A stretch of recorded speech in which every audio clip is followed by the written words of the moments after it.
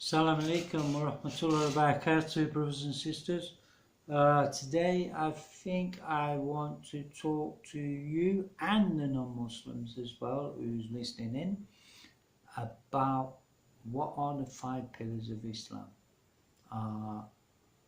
Let's start off with the first pillar of Islam, which is the testimony of faith. And I'm sure you're quite aware of this. For some it'll be for you, sometimes we need to recap over things, what certain parts of our belief system are. And the first one is the testimony of faith, is the first pillar of Islam. It is, and the testimony, it must be said with conviction.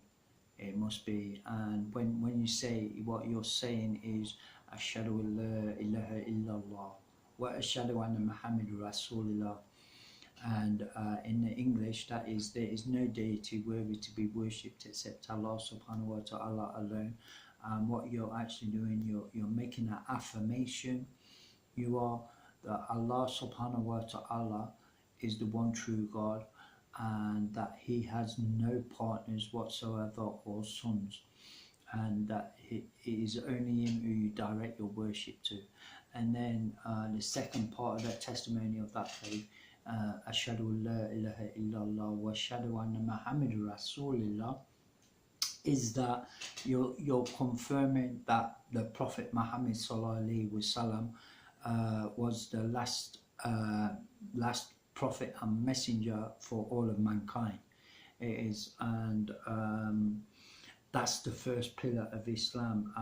And like I said at the beginning, if people want to convert to Islam, this is all you need to say. It's a very simple and easy word to say, but you need to say it with conviction and meaning. It is the second pillar of Islam is prayer, salah. It is. Muslims perform the 5 prayers a day. They do. This includes dawn prayer, midday prayer, afternoon prayer, sunset, and evening prayer. It is. And they're the 5 prayers it is, and they're an obligatory act upon us as well. And you can either pray on your own, or you can pray in a group with a group of people in a masjid or anywhere. It doesn't have to be the masjid, it can be any location whatsoever.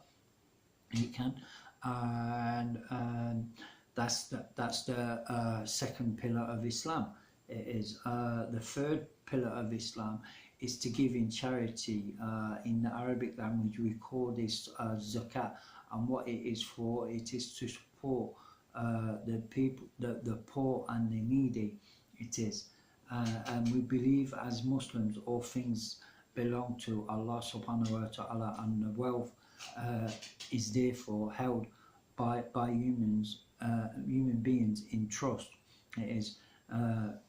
So what we're actually doing, we're actually purifying our wealth. We are, and also at the same time we're helping people who are in most need of our riches. It is, and it's only a matter of 2.5%, which is a very little amount to be able to give in charity. And then on top of that we have voluntary charity as well, which we do throughout the year anyway. It is, and that's part of the pillar of Islam. This is the third pillar of Islam. And the fourth pillar of Islam, which most people will know about, and even the Muslims, they never forget this anyway, and that is the fasting during the month of Ramadan. It is, and every year in the month of Ramadan all Muslims must fast. It is from dawn until sundown, unless they've got some medical condition that which means they cannot fast, and so they have to abstain from fasting because it may make them more ill, or they may end up in a hospital or something like that. Yes. and we do that every single year we do. And what we do, we fast for the sake of Allah subhanahu wa ta'ala, the Most High. It is when we're actually fasting, we're raising our level of spirituality to become closer to Allah subhanahu wa ta'ala, and also we're withdrawing from our worldly comforts that we are used to, you know, like being able to have the simple things in life, like have a drink, it is, or have a little bit of food to eat. You know, these are things that we take advantage of year in, year out.